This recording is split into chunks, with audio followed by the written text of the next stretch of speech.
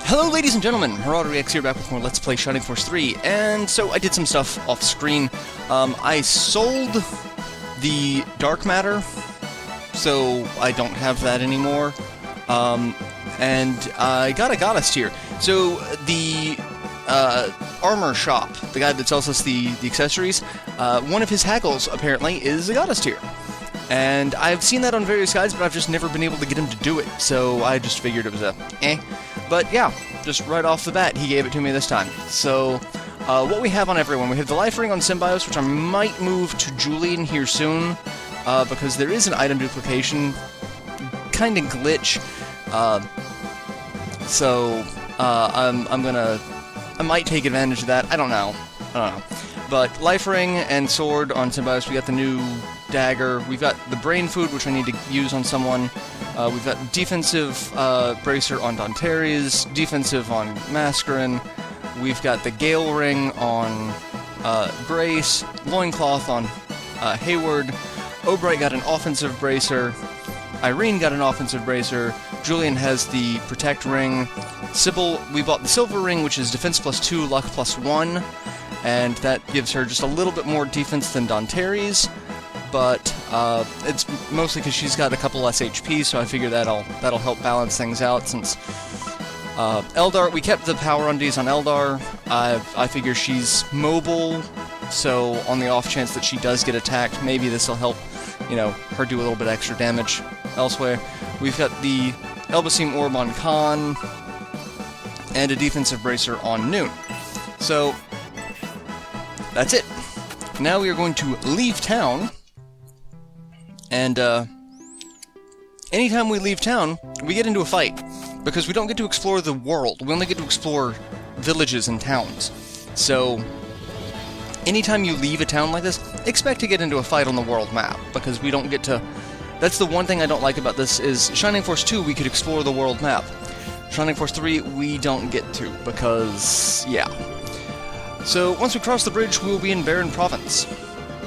The Empire may have soldiers there, but at least it's Republican territory.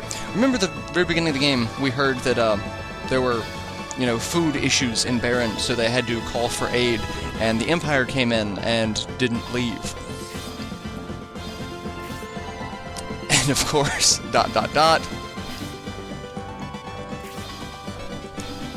We can't let our guard down, Symbios. As Danteres said, Baron Province is over with Imperial troops. It seems they've prepared for us as well. Look, a large force guards the bridge. How will we deal with a force that large? Well, we're smarter. They just outnumber us by a lot. That's 3 battalions. General Franz, please come look. In the direction of Konus Village, the Republican army. And I really cannot stand Franz's portrait. It looks like someone broke his nose and it didn't heal properly. Like that one guy from Home Alone that got hit in the face with a paint can and had to, like, twist his nose back into place. And he looks like before he twisted his nose back into place. I can't stand Franz's. Looks like someone had a really bad time at Punch-Out. Anyway, there they are, the Symbios Force. I've heard news of them and their exploits for some time now. I respect his skills greatly, and for that reason I shall crush him so that he may die in battle. What? Imperial troops are just batshit crazy. I can't believe he brought such a huge army. Yeah. Well, I don't know what Symbios would have said there. Like, to mount a frontal assault when so badly outnumbered is not exactly wise, Symbios. We must stay north, maintain our mobility, and engage them on our terms, and keep them scattered. Alright. So, this fight starts off, we're in a really odd formation for whatever reason. We're in a V pattern instead of, you know, a group. So let's look and see what we've got. We've got a pathway that we could go here, but then we'd be caught in between both battalions, which would just be stupid. So really the smart thing to do is actually just go up this way and deal with the battalions one at a time. And if we do that, we won't actually deal with this battalion at all, because there's an event that happens in this fight that kind of changes things. So let's look and see what we've got in terms of enemies. We have Mega Loaders, HP of 30, movement of 4, attack of 22, defense of 15, agility of 9, luck of 2, carrying an assault shell. These are brass gunners. That's it. They're brass gunners. They've got crap movement. They do hit a little bit harder than, you know, most ranged units, so, but they've got crap movement, so not terribly worried about that. We've got Kaiser Guards. Somebody put the Kaiser on a roll. HP of 32, movement of 6, attack of 22, defense of 16, agility of 10, luck of 3. Sword wielders. Not anything terribly, you know, big to write home about, but there's a lot of them. We've got Imperial Knights. HP of 29, movement of 7, attack of 21, defense of 15, agility of 11, luck of 2, carrying Bronze Lance. Really not a threat to us. I mean, little threatening to our sword wielders, but eh. We've got Master Mage. HP of 27, MP of 14, movement of 5, attack of 20, defense of 13, agility of 14, luck of 4. They have Freeze 2 and Sleep 1, and there are 2 of those guys. They are a threat. And then right in the middle, we've got Franz and his ridiculous face. 110 MP, movement of 7, attack of 26, defense of 19, agility of 13, luck of 9. He's got a silver ring, so probably didn't need to actually buy a silver ring, but it's fine. And luck of 9. That's actually something we need to talk about. Luck determines a lot of things. One of the things it determines is if you are affected by status effects. If you have a luck of 9, you are impervious to most status effects. I think there's one... I'll actually have to look up the full list of status effects, because I don't remember all of them. But I think there's one that you are still susceptible to with a luck of 9, but things like poison, paralyze, you're not. So you are completely resilient to those. Which is why I'm saving the lucky cookie, because I think we get 2 in this scenario, which means at the end of the game, depending on what equipment and cookies we get, excuse me, I can get a couple of people to 9 luck, which will make them premier frontliners, because I will not have to worry about status effects for those characters. It becomes much more in play in scenarios 2 and 3, but it is something that can be done in scenario 1. So, something to keep in mind, that luck is a thing, but Franz having a luck of 9, meaning we just acquired sleep magic through one of the items we picked up. I believe it's Mascarons? Well, we can find out. No, we got Dispel. Or, wait, I'm pretty sure we got... No. I thought we had someone who had sleep. Oh, no. Yeah, I guess not. I thought we had someone who had sleep. We got Dispel. So if we had sleep magic, there's not a chance that it would actually stick to the boss, because he's got a luck of 9. And I'm pretty sure that's one of the status effects that is affected by luck. And here's the event that happens. We hear the battle trumpet, and we see Spiriel show up, but Spiriel's got some monsters in her force with her. The gods, he sent for reinforcements even with such a huge force. What, General Spiriel, what are you doing? Must hurry, before the flyers get to the Elbasim statue. So something seems a little up with Spiriel. She's a derpy at the moment. Spiriel, you're acting strange. Weren't you pursuing the Republican army? You were reported missing. Must hurry. Urgent. Get to. Elbasim statue. And notice how she's going off with a lich and a succubus. She almost seems possessed. Possibly some bullzone magic? Could they be using her to destroy it? Destroy what, Khan? The Elbasim statue, North Baron Province. It is the guardian which protects us from a bullzone invasion. Excuse me? If the statue is destroyed, Elbasim village will be in grave danger. Please, Lord Symbiote, we mustn't let them get there first. There's no way we can stop them from getting there. There's just not. Damn Republicans, they're planning a full-scale attack. General Spiriel, assist me with the approaching Republican army.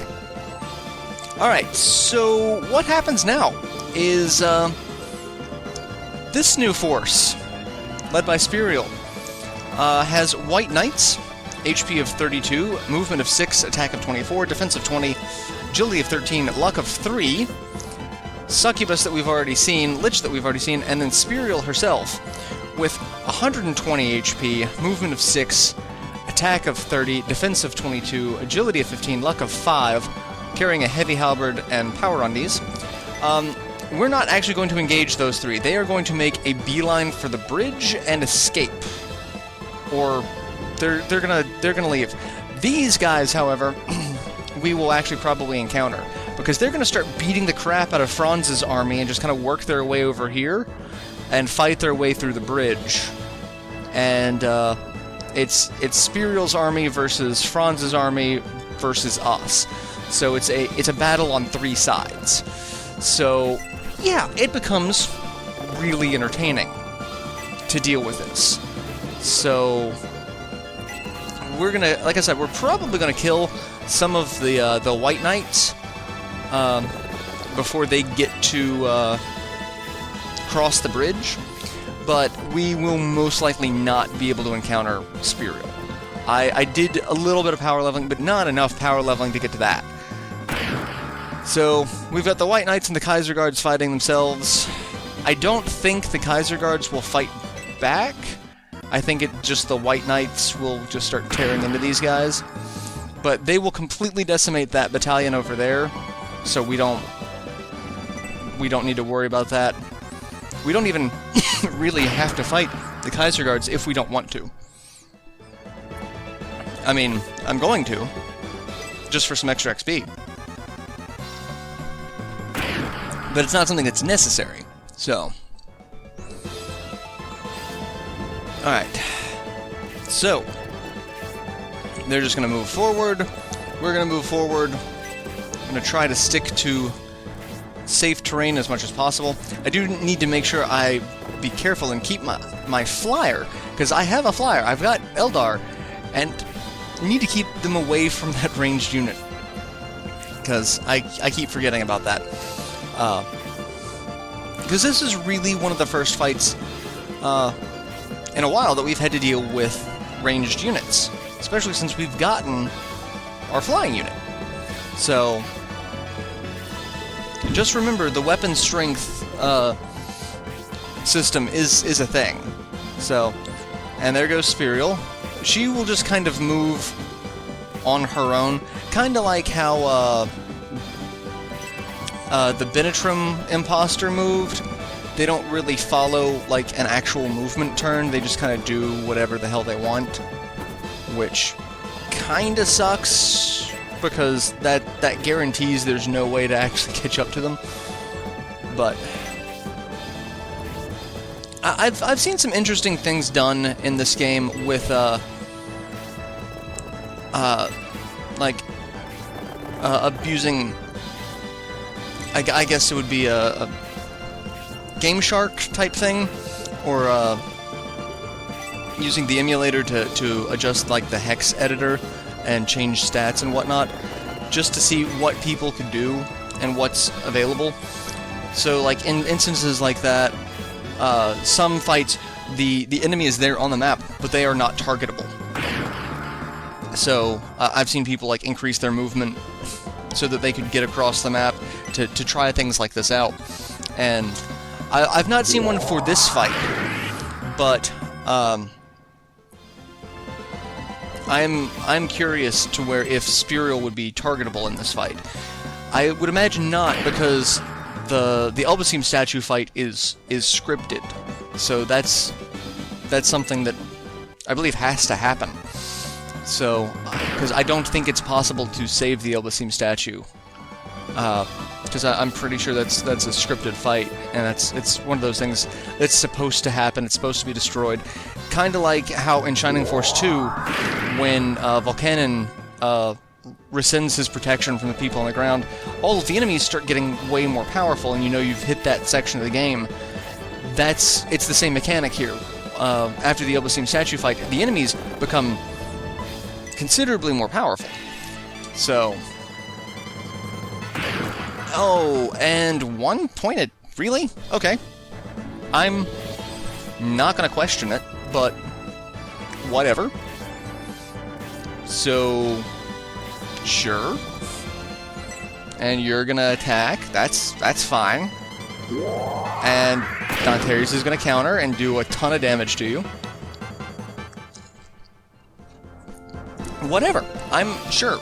I'm not gonna pretend to understand. Alright.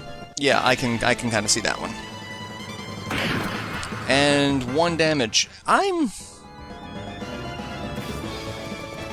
not that powerful. Why? Yeah, the Kaiser Guards aren't going to do anything. They're just going to die. They're going to die kind of entertainingly. And hey, Megaloader. I like the little explosion effect, because that's, you know, that's a throwback to the brass gunners that I thought was kind of cute. Alright, so yeah, there's Spiriel. She's just going to kind of move forward. The spiriel army is hostile and advancing on our position. What are your orders, sir? Damn it, Spiriel. Now she's done it. They've broken through the southern camp. If we Imperials keep fighting amongst ourselves, it will give Symbios the advantage. Yeah, that's... Let the Spiriel army pass. I shall deal with her later. Just crush the Symbios army. Yeah, that's not happening. Alright, let's do this. Because I can. I do love the change in battle theme. I love it. 27 damage. Holy shit, Mascarin. Mascarin is just like, I've decided to become Death, the destroyer of worlds.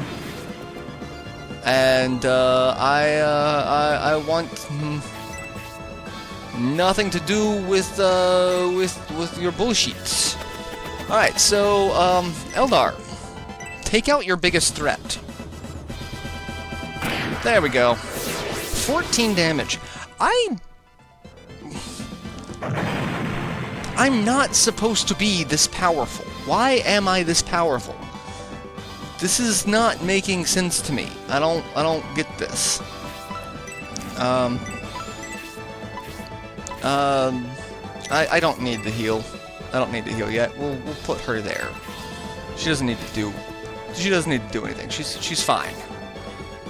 Hey, Symbios, come kill something fun. Because I'm apparently grossly overpowered, I did not use the brain food. I'm still trying to get Symbios his first knife special. He is still not leveled up to that point, which is kind of frustrating the hell out of me. Alright, so we got the Kaiser Guard there, we got the Imperial Knight. Let's go after the Knight. Oh, jeez, what? Well, okay, that I understand because he's got the friendship bonus with Symbios. But the hell, guys? How am I doing this much damage? This does not seem... This does not seem right. Like... I do not know what is going on right now. Prepare yourself. And overkill for Julian. That's fine, I guess. Whatever. What will I drop for the medical herb? Nothing, because yeah. And I'll go ahead and kill this guy with Sybil, and then I'll end this episode. Once this entire battalion has pretty much been taken out. They've got one guy left. No, yeah, one guy left. Because I've killed everyone else. That is just ridiculous.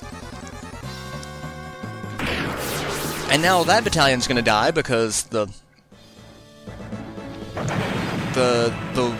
White Knights are taking out their Kaiser Guards.